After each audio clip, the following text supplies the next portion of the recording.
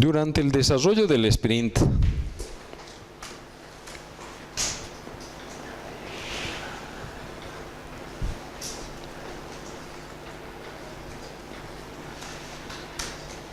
¿qué es lo que hace cada programador? ¿Qué debería hacer cada programador?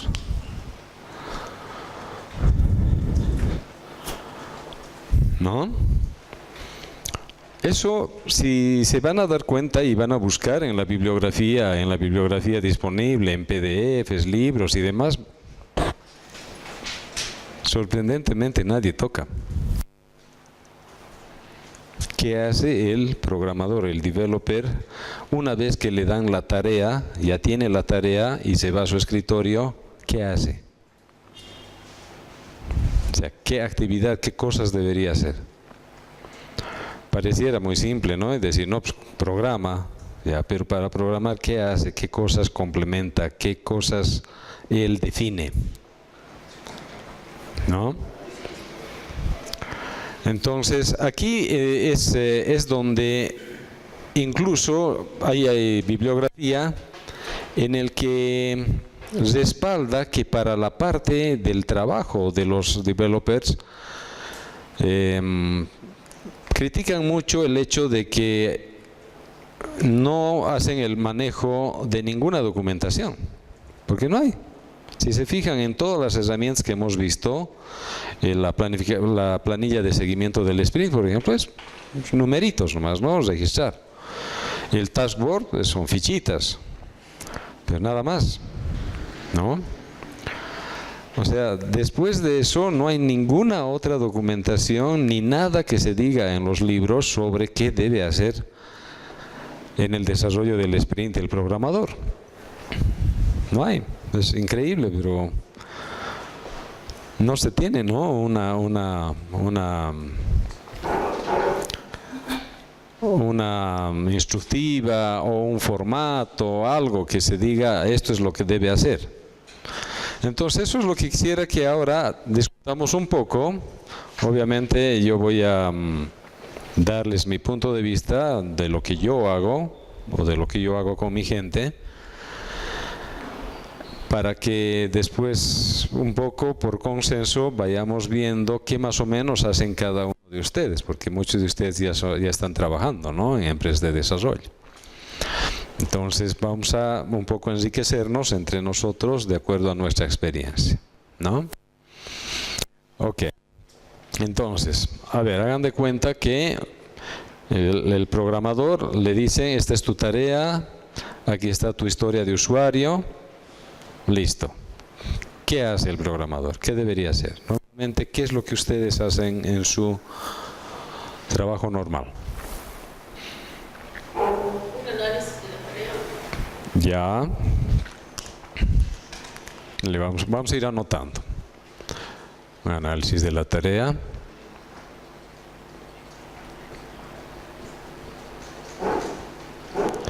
Para este análisis, obviamente, tú tienes como insumo la historia de usuario, ¿no es cierto?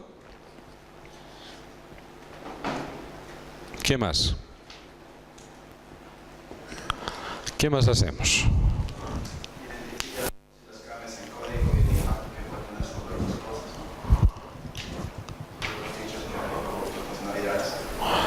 Ya, a ver, digamos que a vos te dan una tarea que, a ver, algo muy, para que todos entendamos. Estás haciendo una tarea que es el registro de los proveedores de materiales a la empresa. Entonces, analizas esa tarea, tienes la historia de usuario donde te describe cómo se hace la cosa. Listo, ¿qué más haces sobre eso? Identifico lo que debe tener un formulario, si es que es un formulario o si es que estoy haciendo algo sobre base de datos. Identifico si la tabla contiene todo lo que yo quiero para insertar esa información. Ya, entonces el siguiente paso, ¿cuál va a ser? Definir los formularios, que en términos generales sería identificar las interfaces de usuario, ¿verdad? ¿Sí? ¿Sí? ¿Ok? Identificar o diseñar o como quieran identificar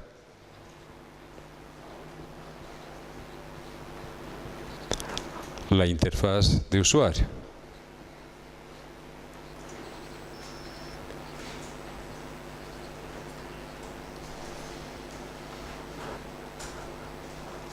Que ahora le ponemos mucho el nombre de formulario, ¿no? No más.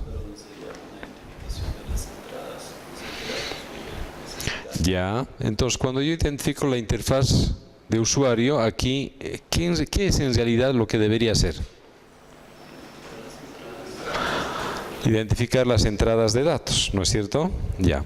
Pero a eso, ¿cómo se le llama?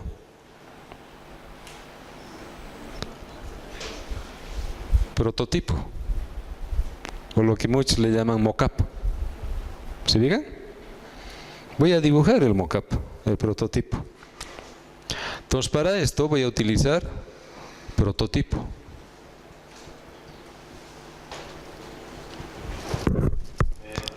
Que se lo llaman los famosos mockups, ¿no?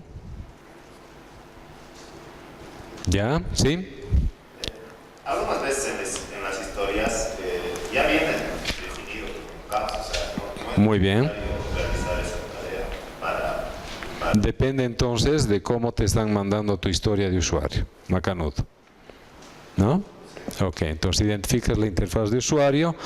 Si no te están dando ese mockup, ese prototipo, bueno, entonces esto ya no lo haces. ¿Ya? Ok. ¿Qué más podemos hacer en esto? Si ese programa va a tener una salida, ¿qué tengo que identificar? La salida, el prototipo de la salida.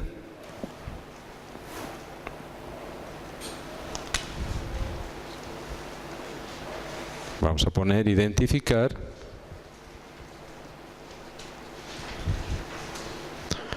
prototipo de salida. Nuevamente, a lo que decías, puede ser que el prototipo de salida también te venga en la historia de usuario, puede ser. Pero si no te viene, entonces tú tienes que hacer tu prototipo de salida, o sea, un mockup de salida. ¿No es cierto? Ok. también podrían ser redirecciones, ¿no? Si estás trabajando sobre algo web y otro compañero está trabajando la parte de la salida, podría ser solamente una redirección a una página. Muy bien, muy bien. Entonces, aquí nuevamente vamos a hacer un prototipo. Prototipos. Podemos también, lo que dices, analizar si ese programa va a tener una interfaz con otro programa, o sea, va a ser un link o una llamada a otro programa. ¿Ya? Podemos colocar eso, si el programa va a tener links o llamadas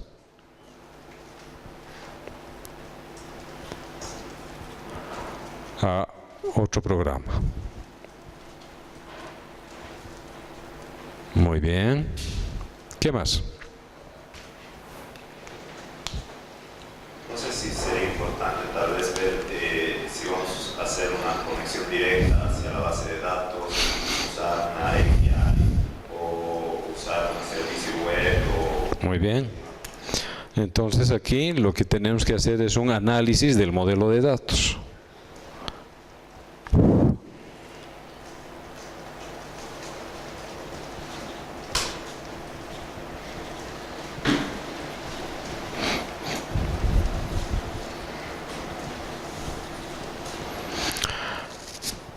¿Por qué? Porque en esa interfaz de usuario puede ser que haya datos que los vamos a traer de alguna tabla que ya está, ya existe. Y hay otros datos que los vamos a meter nosotros en ese programa, en ese formulario. ¿Lo ven? Ok. Entonces ahí yo hago un análisis del modelo de datos para ver qué datos son los que voy a traer de otro lado en modo input y qué otros datos son los que yo estoy generando en mi programa, son de output, y si esos ya están definidos, ¿dónde voy a guardar? Entonces aquí en el análisis del modelo de datos voy a definir si voy a crear una nueva tabla o si esos atributos los voy a poner como parte de otra tabla que ya existe, ¿no es cierto? Entonces acá yo defino primero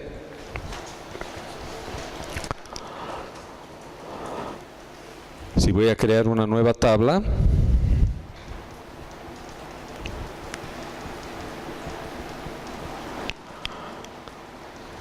o si voy a modificar una tabla que ya existe, donde esos atributos voy a tener que meterlo a esa tabla, ¿no? Bien. Sí. Previo a identificar la interfaz de usuario y demás, no debería haber una actividad de análisis para ver si se puede reutilizar algo, porque lo que es un poco de desarrollo es que hay muchos frameworks ahora que manejan el tema de headers, por ejemplo, que te permiten reutilizar ya algo como desarrollado para quizás restar ciertos pasos que vienen después o ciertas actividades que vienen después. Puedes tú reutilizar cierto código que ya Sí. Normalmente eso se hace cuando, digamos, ya estamos haciendo el código. Por ejemplo, la rutina de apertura y cierre de la base de datos. Entonces ya es un programa, es un modulito que tú lo llamas nomás ya. O sea, no necesitas en tu programa hacer todo el comando de conexión a la base de datos, al IP del servidor, no. Sino eso lo colocas en un programita, en un módulo, que lo llamas directamente, como una clase, digamos, ¿no? Lo llamas. Lo mismo si, digamos, quieres hacer validaciones de datos. Puedes crear un programa específico de validación de datos para tipos de datos, alfabéticos, alfanuméricos, numéricos enteros, numéricos positivos, etc. Entonces, tú agarras el dato y lo llamas a esa rutina como una función, pasas y te devuelve si está ok, como un estado. Si el estado está ok, pasa bien, y si no, te manda con una señal de error. Se puede hacer, ¿no? Eso, pero ya es ir optimizando el código, ¿no? Se hace, normalmente se hace, ¿ya? Pero de todas formas, yo una vez que estoy definiendo mis pantallas, estoy definiendo mis salidas, yo tengo que ver si los datos de salida existen como datos de entrada. Si no existen, tengo que preguntarme, ¿ese dato es un dato calculado? Porque puede ser calculado. Y si es un dato calculado, resultado del cálculo, ¿de qué datos son? De este. ¿Existen esos datos? Sí, ya, macanudo. ¿No existen? ¿Dónde vamos a meter ese dato? ¿No es cierto? Bien. Ok, una vez que tenemos nuestro modelo de datos y ya vamos a empezar a programar, hay una etapita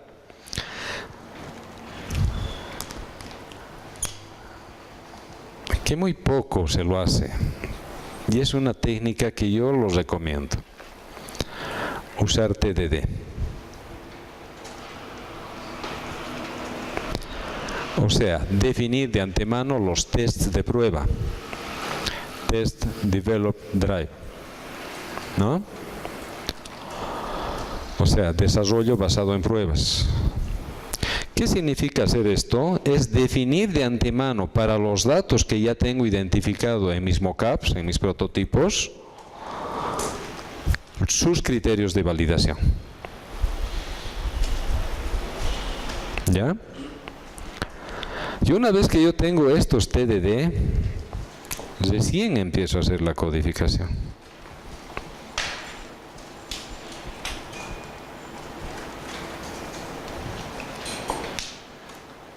Entonces, eso me garantiza varias cosas. Primero, que yo estoy entendiendo adecuadamente la historia de usuario. Si ya me están pasando un prototipo, macanudo. Pero eso, a ver, en la vida real, si tú estás haciendo para una empresa constructora y te ponen como product owner al jefe de diseño, digamos, es el product owner. ¿Tú crees que el product owner te va a pasar las historias de usuario con diseño de pantallas? Imposible. En algunas empresas pasa, pero es que también depende de la madurez de las empresas, los productos y demás, ¿no? Y del que está de product owner. Sí, porque yo trabajo en equipos donde realmente hay documentos de diseño bien detallados, o sea, no solo el mockup, sino incluso las validaciones que esperan por cada parte. Exacto. Pero si no te pasan eso, porque haz de cuenta que tú estás haciendo para una empresa constructora. No te van a pasar, lo más probable es que no te pase. O si estás haciendo para una avícola, por ejemplo, no te van a pasar. Te van a pasar la descripción del proceso, qué información manejan, te van a pasar fotocopias de sus formularios, de sus cuadernos, de sus cardex, eso te van a pasar. Entonces, en base a eso, ¿qué tienes que hacer vos? Diseñar tus pantallas. Entonces, en esta parte de los prototipos, normalmente lo recomendable, que son prototipos, son dibujitos de pantalla, dibujitos de reporte, tenemos que tener el visto bueno del usuario, del product owner.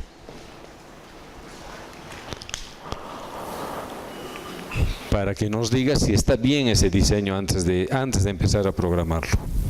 Si está ok, así como se está diseñando. Si los datos que están puestos en los prototipos son los adecuados, si las descripciones de los datos están adecuadas, si la ubicación de los datos en el mockup están adecuados. O sea, todo eso lo revisamos aquí. ¿Ya? Ok. Luego tenemos que tener un buen control del tema de las tablas, ¿no? De la base de datos. Y lo que me decían hace un momento, de que en algunas empresas te pasan ya las historias de usuario con todas sus validaciones, porque ustedes son validaciones, ¿no? Son validaciones que se le tiene que hacer a los datos. Pero si no tienes eso, tú tienes que definir tus validaciones. Tú tienes que hacerlo. Y después, con todo eso, ya teniendo tus mockups aceptados, tus tablas bien definidas, tus validaciones bien definidas, tu código va a ser mucho más finito. Pero lamentablemente no hacemos mucho esto, ¿no? No hacemos. A muy pocos programadores les veo con un papel a su lado, dibujando, haciendo mockups, haciendo prototipos, diseñando tablas, todo hacen aquí.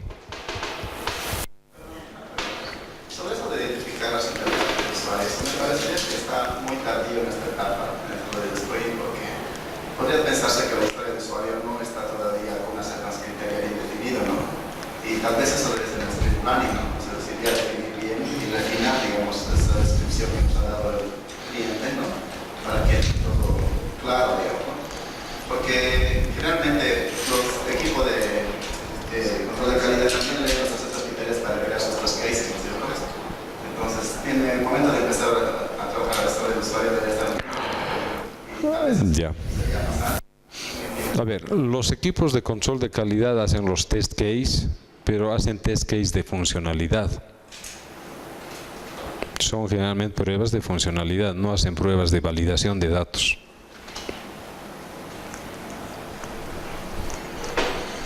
Sí. Debería ser, pero normalmente no se hace. Pero se podría hacer. Sí, por supuesto, por supuesto. Por eso les decía, esto que estamos anotando no hay escrito en ningún texto, sorprendentemente, no hay. No te dicen qué debería hacer un desarrollador cuando se le asigna una tarea. Se asume por defecto que es programar puro nomás ya. No es tan así, ¿no? No es tan así. O sea, hay que hacer varias cositas de análisis, diseño, modelo de modelación de base de datos, programación y obviamente después vienen las pruebas, ¿no? Que vamos a hacer, digamos, aquí las pruebas unitarias, las pruebas.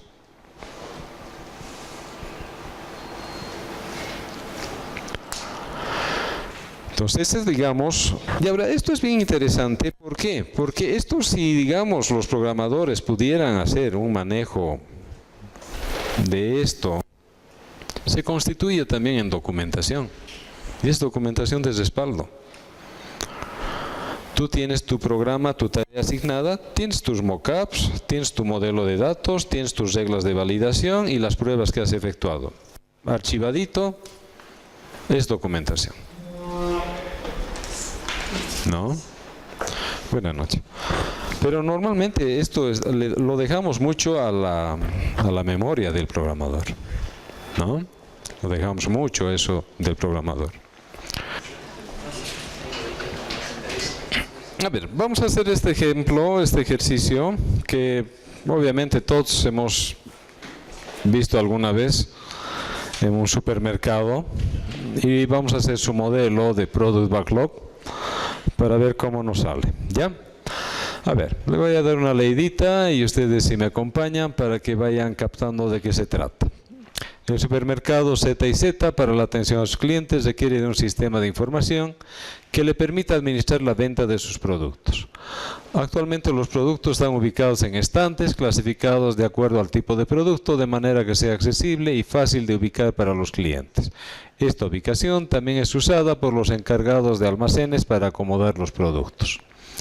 Se dispone de 3 cajeras para el registro de las ventas. El control del producto se hará por código de barras, identificando el producto, la cantidad comprada, el precio unitario, precio total del producto y total general. También se podrá registrar un producto por su código mediante el teclado. Es posible quitar un producto ya registrado de la lista y recalcular el precio total, en caso de que el cliente ya no quiera llevar un producto o la cajera haya hecho doble registro de un producto. Se registrarán los datos del cliente para posteriores compras que realice y para la emisión de la factura correspondiente. Toda venta actualizará el stock del producto, lo que permitirá llevar un control del stock de punto de pedido. Cuando el stock actual sea menor o igual al punto de pedido, se hará una alerta automática a almacén para que proceda al pedido de compra al proveedor correspondiente. Se dispondrá de una lista de proveedores por tipo de producto. El ingreso de productos al almacén siempre está asociado al pedido de compra a proveedor. El ingreso actualiza el stock actual, además de identificar el lote de producto con sus fechas de vencimiento. Periódicamente se deberá controlar la fecha de vencimiento de los productos, emitiendo un reporte a almacén para que se proceda a su retiro de los estantes. El control de los precios de los productos estará basado en el precio promedio ponderado.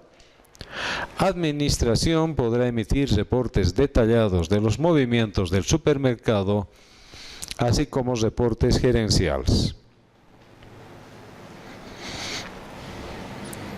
Es un sistema típico de supermercado, ¿no? Con todas las cositas típicas de un supermercado. Ok, a ver, vayan analizando un ratito cuáles serían los requerimientos funcionales. O sea, cuáles son los requerimientos que debe el sistema hacer. ¿Qué cosa debe hacer el sistema? ¿Ya? Entonces que ustedes identifiquen. En el orden que quieran, porque ustedes saben que el Product Backlog inicial se hace en cualquier orden. Después, de acuerdo a la prioridad, lo vamos a ordenar para ver qué es más prioritario, ¿no? ¿Qué es lo primero que se debe hacer? Registrar ventas de productos a clientes. Muy bien.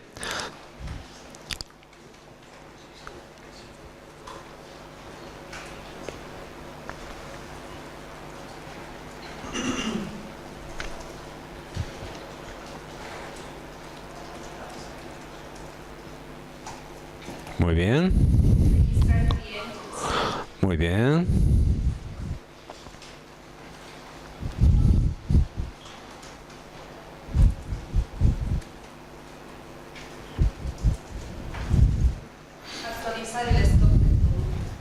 Ya.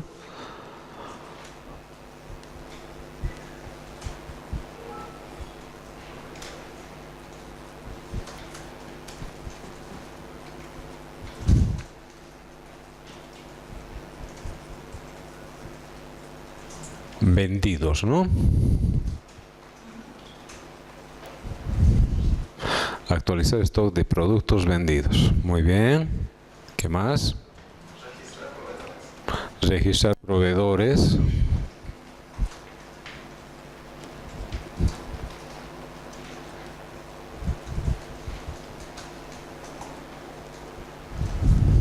Ya. Ya.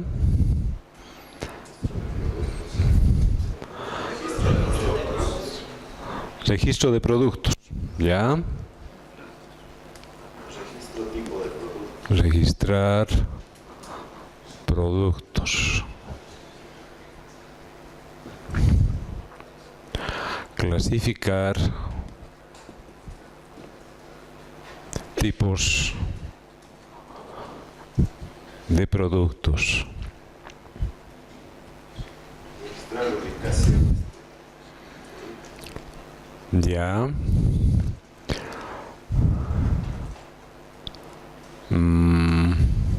Controlar fecha de vencimiento. Vamos a un ratito. Controlar ubicación de productos. Muy bien. ¿Qué más? Controlar fecha de, ¿qué decían? De caducidad, de vencimiento, ¿sí? Controlar fecha de vencimiento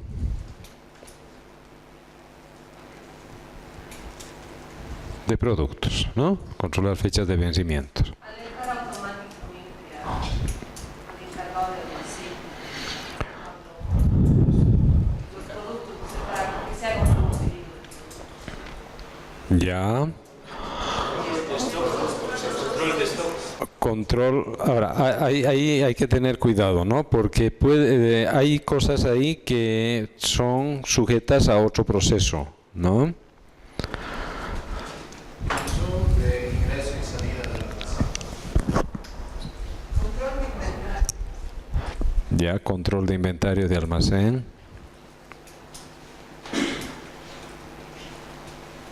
Calcular precios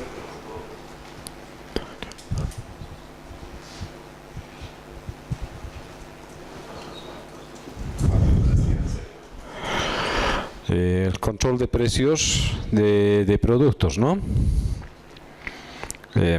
¿Cómo ponemos para no poner controlar? Puede ser generar precios.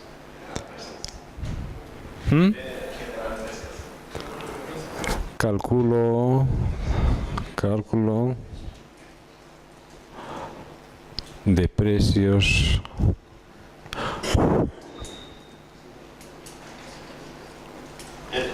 por precio promedio ponderado. ¿Ya? El precio no se registra a la hora de registrar el producto.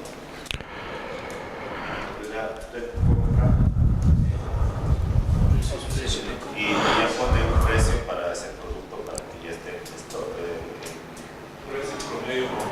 No, ese es el precio promedio ponderado. O sea, una cosa es el precio de compra y otra cosa el precio de venta. El precio promedio ponderado es cuando, digamos, vos tienes un producto que tienes ya en stock, por decir, está en 10 bolivianos, y entra otro lote de productos a 11 bolivianos. Entonces, lo que se hace, el precio promedio ponderado es de acuerdo al lote y a la suma de los precios. Es un ponderado de la suma de los precios con el número total de productos. Eso es lo que se saca un promedio. Entonces no va a ser, digamos, 10.5, depende cuántos productos tengas de saldo aquí. Entonces eso es una formulita. ¿Ya? ¿Qué más?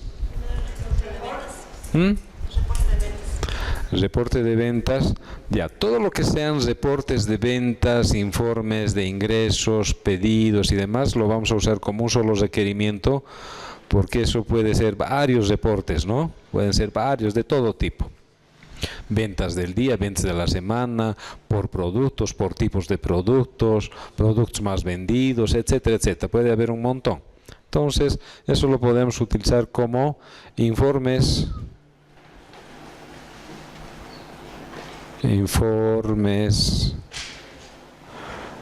varios operativos y gerenciales.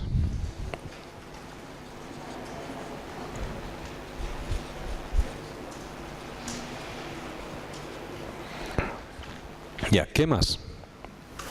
¿Será necesario el registro de los empleados? Sí, podríamos colocar como un plus, sí, sí, sí. Ya, registrar.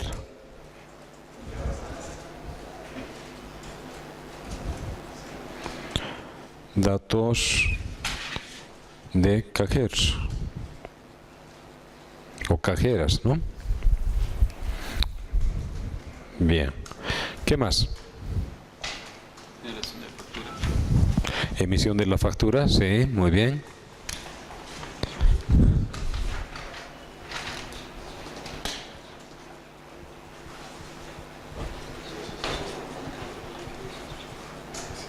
Emisión de la factura. ¿Qué más?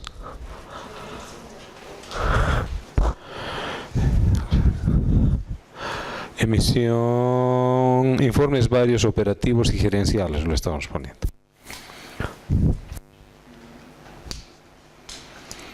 Falta. ¿Qué más? Control del producto por código de barra. Muy bien.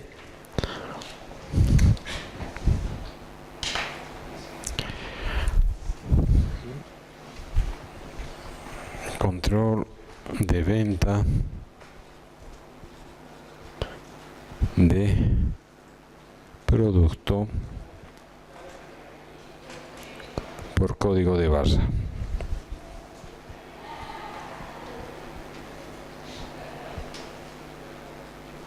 Muy bien.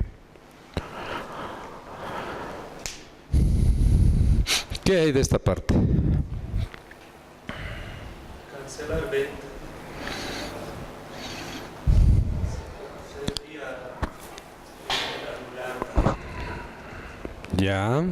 Ya.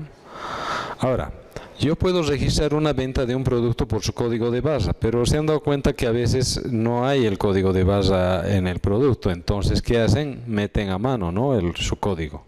Tienen un cuadernito donde está el producto y colocan, ¿no? Y listo, los registra. ¿Cómo podemos colocar eso aquí?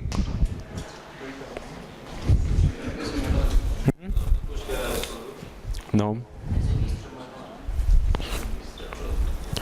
Ya le podemos poner así, registro manual de venta.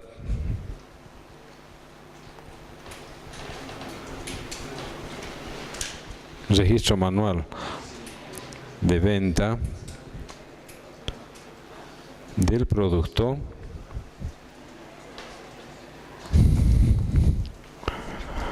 Listo, nada más. Ya nos da la pauta eso, ¿no? ¿Qué más? Ya, ahora ahí viene una cosa que hay que analizar.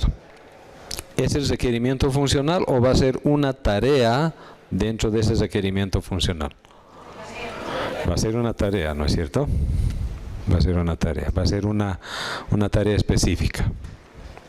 ¿No? Ok, ¿qué más?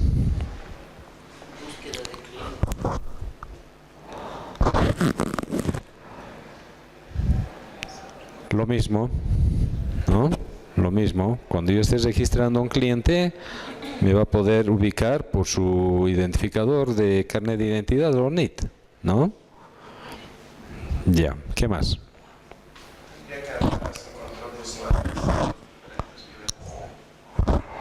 Ya, eso digamos para ver la parte de permisos de acceso, etcétera, etcétera, ¿no? Pero falta ya una cosita que digamos es más...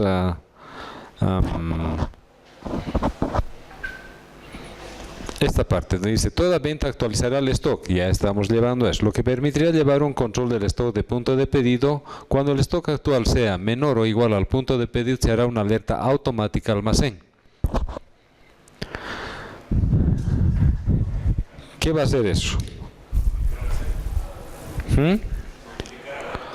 ¿Ya? Eso lo vamos a poner. En términos de almacenes, ¿cómo se llama eso? ¿Alguien sabe?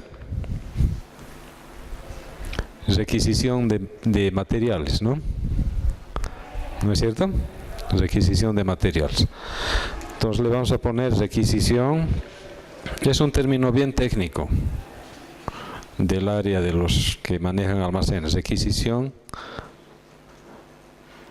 automática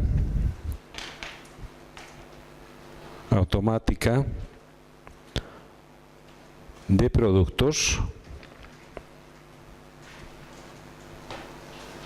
por punto óptimo de compra. ¿Alguien sabe cómo se calcula el punto óptimo de compra de un producto?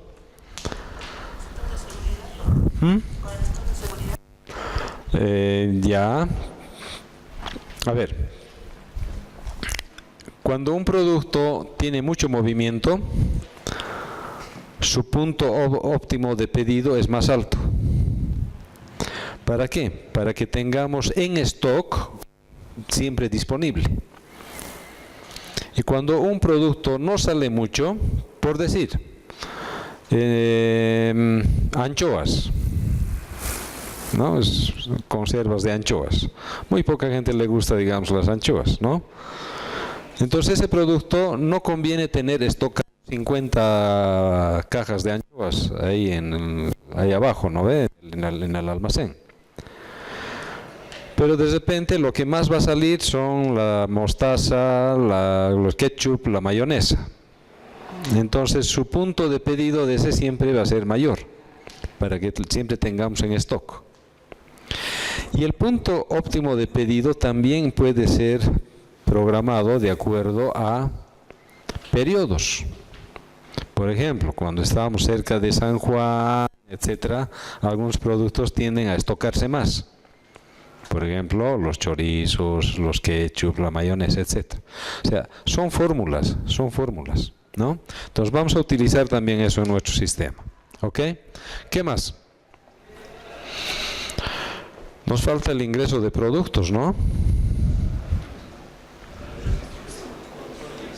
¿Dónde está? ¿Aquí hay en algún lado? ¿Dónde? ¿Registrar productos? Registrar productos es cuando tú creas tu producto, creas tu código de barras de ese producto, sus datos, bla, bla, bla. Pero cuando estás haciendo ya una compra al proveedor y te están trayendo otra vez, porque puede ser que vos estás pidiendo varias veces, ¿no? En la semana has pedido 2 veces, en el mes, no sé, una sola vez, etcétera. Entonces tienes que llevar un control de tus pedidos. Entonces, ¿qué pondríamos?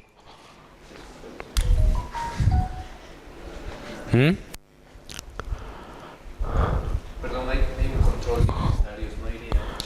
Este control de inventario de almacén es cuando se hace una venta, se descuenta automáticamente del stock en el almacén, o cuando está entrando un nuevo producto, ya sea porque está entrando o porque está saliendo. ¿No ven? Pero yo quiero llevar un control de los pedidos que le estoy haciendo al... A ver, imagínense, yo le estoy haciendo un pedido a un proveedor de mermeladas. Al mismo proveedor le estoy haciendo otro pedido de galletas. ¿Cómo controlo qué cosa ya me ha entregado y qué cosa todavía no está entregado? ¿No ve?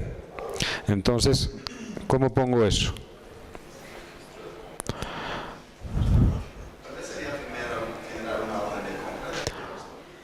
Muy bien, podemos hacer eso, que el sistema genere órdenes de compra a proveedores por tipo de producto.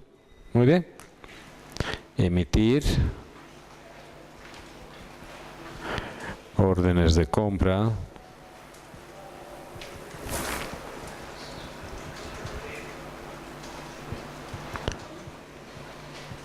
a proveedores. Muy bien. ¿Qué más? Cuando nos están trayendo, ¿no? Cuando nos están trayendo. Cuando nos traen los productos, los proveedores, eso tenemos que hacer ingresar al almacén y eso tiene que registrarse como ingreso y eso va a actualizar el stock y en base a eso también va a entrar todo el tema este del control de precio.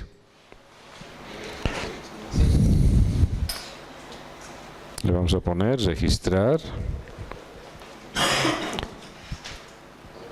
ingreso de compra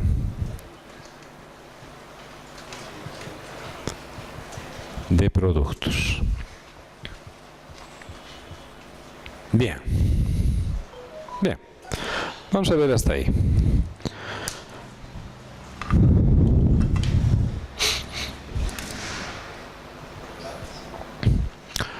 Asignaremos el ID para ver de dónde surge ese requerimiento, ¿no? El registrar las ventas de productos, ¿dónde va a hacerse? En caja, ¿no es cierto?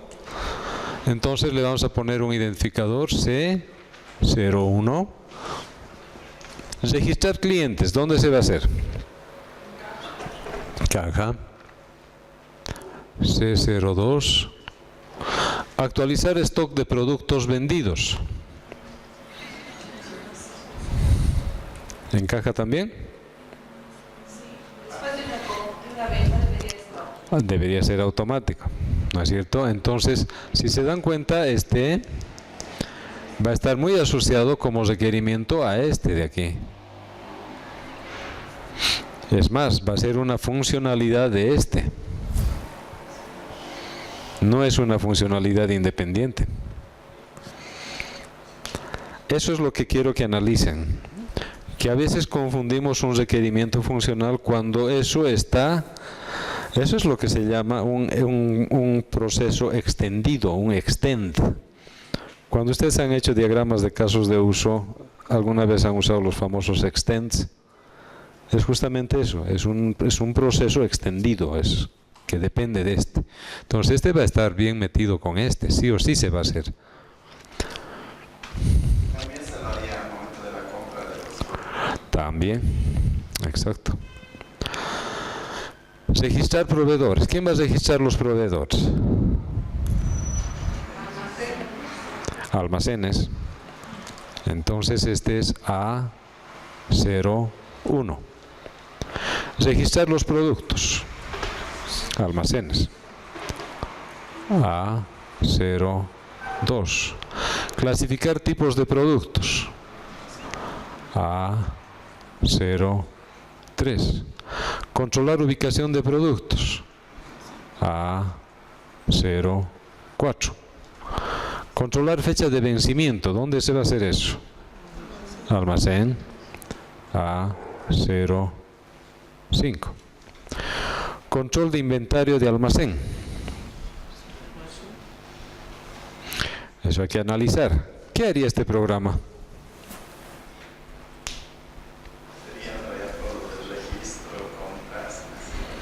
Claro, y es un proceso que está dentro, ¿no?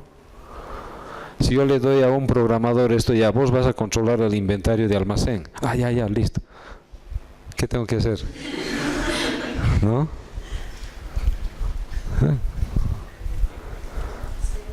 Entonces, ¿se dan cuenta? A veces cuando identificamos funcionalidades, esto está metido con las ventas, con va a estar metido con el ingreso, ¿así? ¿No? ¿Se ubican? Ok. Cálculo de precio por precio promedio ponderado. Eso sí, ese puede ser un programita bien interesante, ¿no? Y puede ser un programita independiente, que lo colocamos después a todos los productos cuando se vendan. O cuando entre un nuevo producto. Entonces sí, esto puede darse, digamos, a alguien para que haga esa fórmula y eso se va a llamar siempre cada vez que entre un nuevo producto con un nuevo precio, ¿no? Está bien. ¿Dónde se va a hacer esto? En almacén. Ok.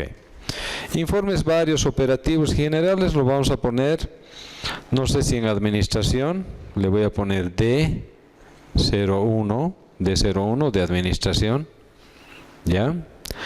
Registrar datos de cajeros.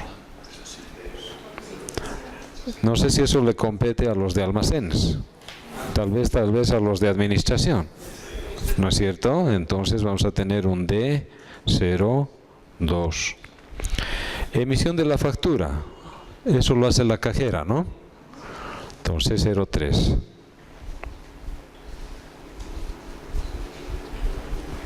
Control de venta de productos por código de barras. Ese puede ser un programita especial que lo hagamos y que va a estar muy asociado al C01. Entonces eso también se hace en caja. C04. Registro manual de venta de producto, eso es obviamente en caja, C05. Requisición automática de productos por punto óptimo de compra. Esto va a ser una especie de programa robot, ¿no? Un tipo robot que cada vez que se haga una venta de lo que sea, ese programa verifica si se ha llegado al stock y hace automáticamente una requisición para compra, ¿no? Esto va a ser un A07. Emitir órdenes de compra a proveedores. ¿Quién lo hace? ¿Almacenes o los de administración? De repente almacenes. Ya, A08. Registrar ingreso de compra de productos. Almacenes. Ok. ¿Por qué es importante hacer esta separación? Porque estos procesos, ya me están empezando a comer los zancudos. Lo que vamos a hacer es que estos procesos, a ver, un poco para que se ubiquen, obviamente esto no es parte del asunto, pero para que se ubiquen y utilizando los conceptos que nos da UML, en UML. En UML nosotros tenemos, digamos, nuestro actor.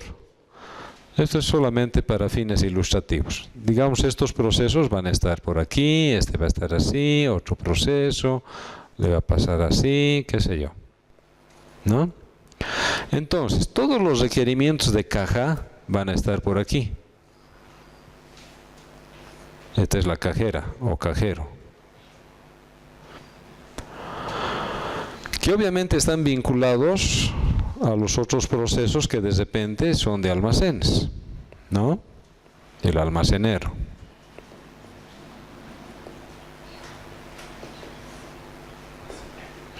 Que también hace sus cositas, sus procesos, etcétera,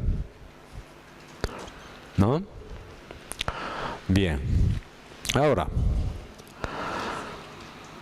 cuando yo identifico los procesos correspondientes a cada área va a tener sus propios requerimientos funcionales, pero también sus propios requerimientos operativos.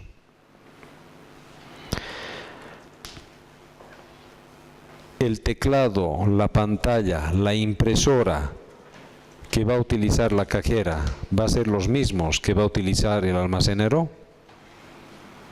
No. No. Entonces esto nos ayuda, por eso, no sé si han visto este diagrama, se llama diagrama de procesadores, es así, ¿no? Y aquí aparece en qué área se hace eso.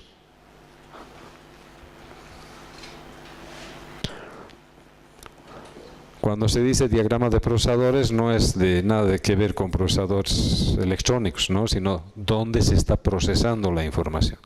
Y cada uno de estos va a tener sus propios requerimientos operativos, de conexión de red, de impresoras, de pantallas, de teclado, todo. Cada uno va a tener.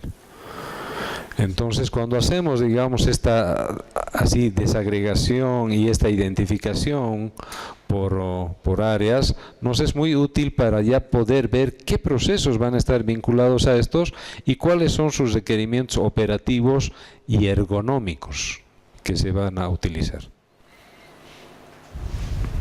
Porque no son los mismos, ¿no ve? Ok, eso es una cosita complementaria para que se ubique. Ok, ahora si le damos la prioridad, una cosita rápida, nos va a dar la pauta de qué más o menos deberíamos hacer como prioridad. Dígame, ¿qué es lo primero que deberíamos programar? Le vamos a ir poniendo numeritos correlativos.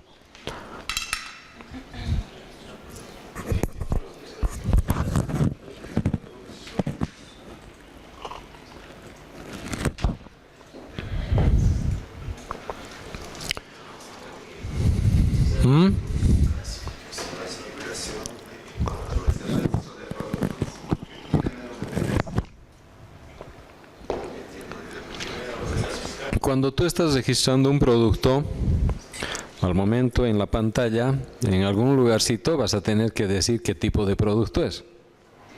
¿No ve? Entonces, ¿qué es lo primero que deberías haber identificado? Los tipos de productos. Entonces le podemos colocar aquí. 1. Registrar productos. Ya recién puedes hacer eso. 2. El registro de productos no necesita saber quién es el proveedor del producto.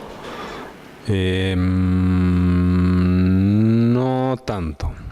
Porque puedes tener para un tipo de producto varios proveedores. Puede ser que no sea uno solo.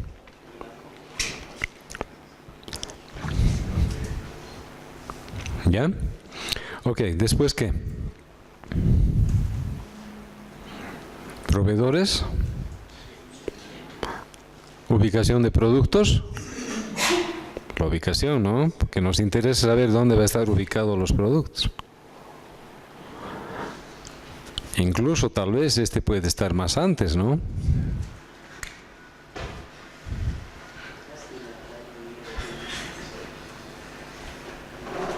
Así.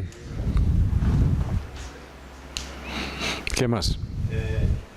Respecto al producto, ¿no sería más interesante que realmente tenga su proveedor? Porque, o sea, por cada producto va a tener un distinto código de barra. Y o sea, un producto X, por decir, ya sea una galleta, ¿no? Puede haber un ejemplo, Faval y Mabel. Entonces, los dos tienen un distinto código de barras. Sería más interesante tal vez ya registrar esa información junto con el proveedor. No es tan así. Lo que en realidad sucede, hay grandes distribuidores mayoristas. Hay distribuidores mayoristas que agarran un montón de productos y distribuyen a todo lado diferentes marcas de productos. Hay uno aquí en la yendo a Sacaba, por kilómetro 6, que es un almacén enorme, que son distribuidores de puro dulces. Y traen dulces de Chile, de Argentina, de Brasil, los bombones, todo, y distribuyen a la cancha, a los supermercados, pero de toda marca. Entonces no está tan asociado el código de barra al proveedor mismo. ¿Ya? Eso es. Ya. ¿Qué más? Rapidito, así nos vamos. Registramos los proveedores. Ya, los registramos a los proveedores.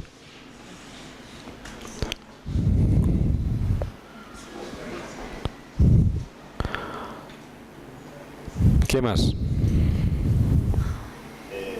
En el registro ingreso, productos, compra, va a estar relacionada esa parte de que me atrae el proveedor. Aquí del registro de ingreso, sí, porque va a estar asociado al proveedor correspondiente. Ya. Antes, ¿dónde está?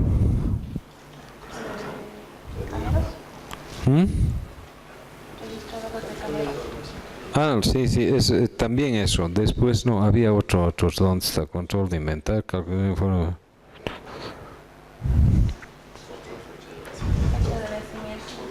compras sería con el registro de ingreso.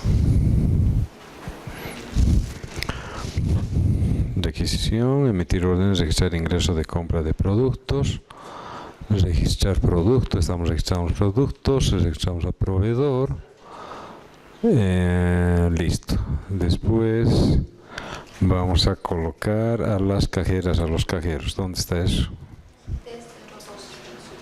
Este, ¿no? Ah, ya. Entonces este vamos a colocarlo como 5. 5. Ok. Y empezamos con los otros elementos que sería, digamos, registrar venta del producto. 6. Registrar el cliente. 7. ¿No? Ya. Controlar dónde está, cálculo de precio. Este de acá. 8. 9, el de registro manual. 9. 9. 10. Hasta ahí, digamos, ya 10 aquí, control de precio, no. 10.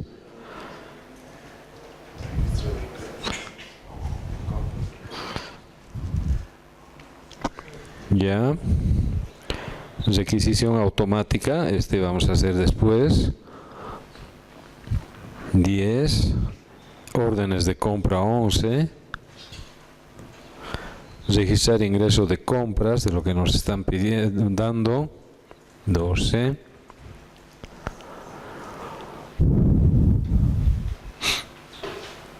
Después controlar fechas de vencimiento.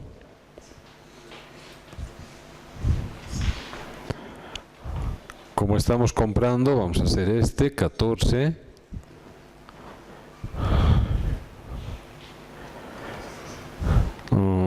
Bueno, la factura deberíamos haberle metido por ahí, pero ya, le vamos a poner 15.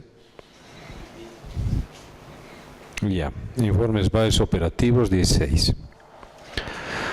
Lo que quiero que se den cuenta, más allá de que esté bien la secuencia, no se olviden que vamos a cortar esto en sprints. Entonces no nos preocupa mucho que estén bien uno debajo de otro. ¿Por qué? Porque ese bloque se va a hacer al mismo tiempo, en el sprint 1.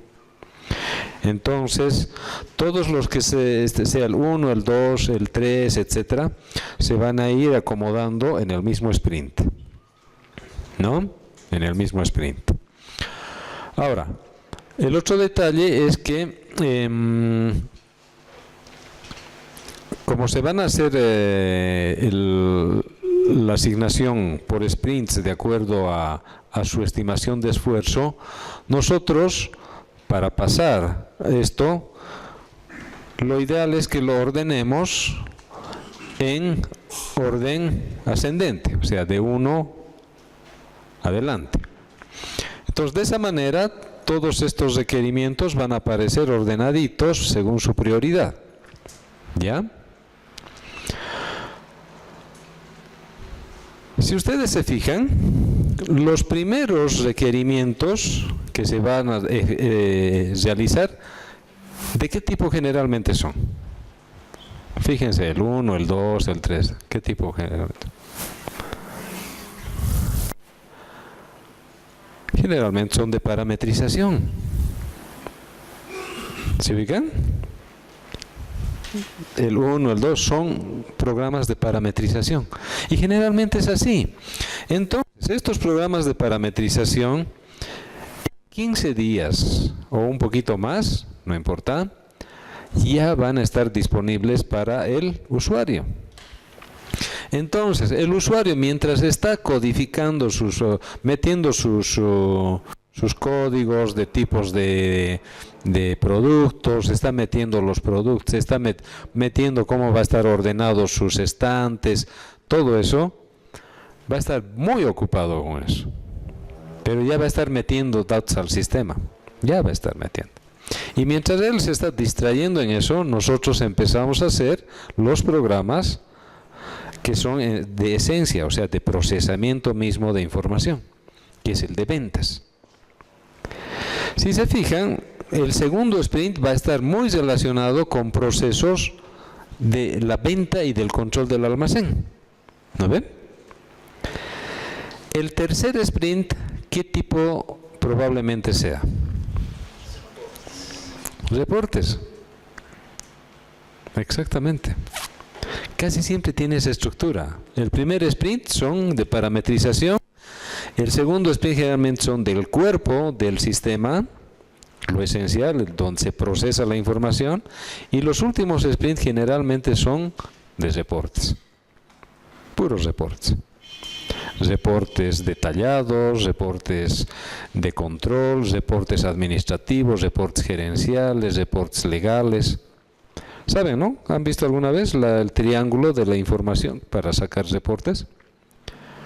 ¿No? Rapidito.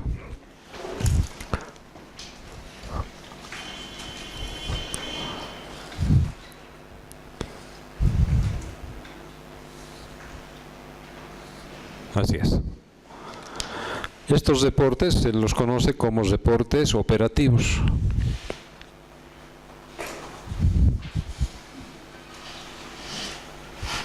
Son los más abundantes. Son los más abundantes. Este tipo de reportes son reportes generalmente que se caracterizan por ser reportes detallados, de detalle. ¿Ya? Generalmente para la gente operativa, para los que meten la información, ¿no? El detalle de las compras, detalle de las ventas, detalle de producción, o sea, son un montón de reportes generalmente abundantes, con muchas hojas, ¿no? Detallados. Este es para la gente que generalmente son transaccionales, ¿no? Transacciones al detalle. Después vienen los reportes administrativos, de administración.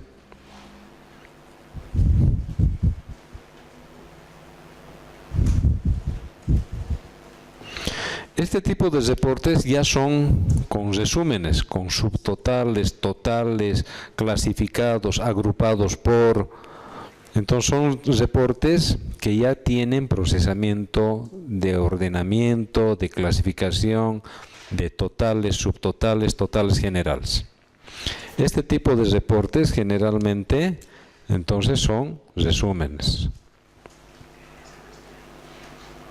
Y ya no son muchas hojas. ¿Quiénes son los que generalmente utilizan este tipo de reportes? Los jefes, departamentos, jefes de departamento, jefes de unidad, jefes de área, etc. Por ejemplo, un informe de ventas por tipo de producto. Entonces, más ordenadito, con subtotales, ¿no? No tiene ya muchas hojas, son resúmenes. Después vienen los reportes gerenciales.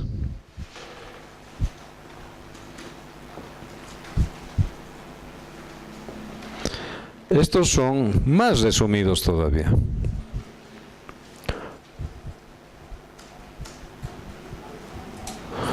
Pero no solamente son resúmenes, sino también ya se utiliza mucho información gráfica. PIEs, un gráfico de barras, un gráfico de líneas, donde te muestre, por ejemplo, la venta efectuada en el mes, ¿no? En un gráfico. Generalmente son de una hojita, porque al gerente lo que menos le gusta es ver hartas hojas. Entonces, en una hojita, él quiere ver todo. Es como Valentín, por ejemplo, acá, ¿no? Lo que más se niega es que no puede ver en una hoja el estado de sus proyectos, ¿no? Y se niega de eso porque dice, tengo que ver hartas hojas, ¿no? Tengo que ver hartos. Y se niega de eso porque él quiere ver en una hojita. Y esa es una habilidad. Sacar un informe que sean resúmenes, que generalmente son información gráfica. Y estos reportes Y ahí incorporan un elemento bien importante que normalmente hay que tomarlo en cuenta: proyecciones. O sea, a ellos les interesa saber cómo han sido las ventas este primer trimestre y cómo podrían ser, o sea, una tendencia, una proyección, para ver qué cosas se va a comprar, si está subiendo, si está bajando. Entonces, generalmente son proyecciones. Entonces, cuando identificamos esta parte de informes varios, de emitir informes varios, tenemos que identificar en este orden así. Ahora, el último son los reportes ejecutivos o legales. Este tipo de reportes generalmente se da a entidades externas, ¿no? Por ejemplo, entidades de gobierno,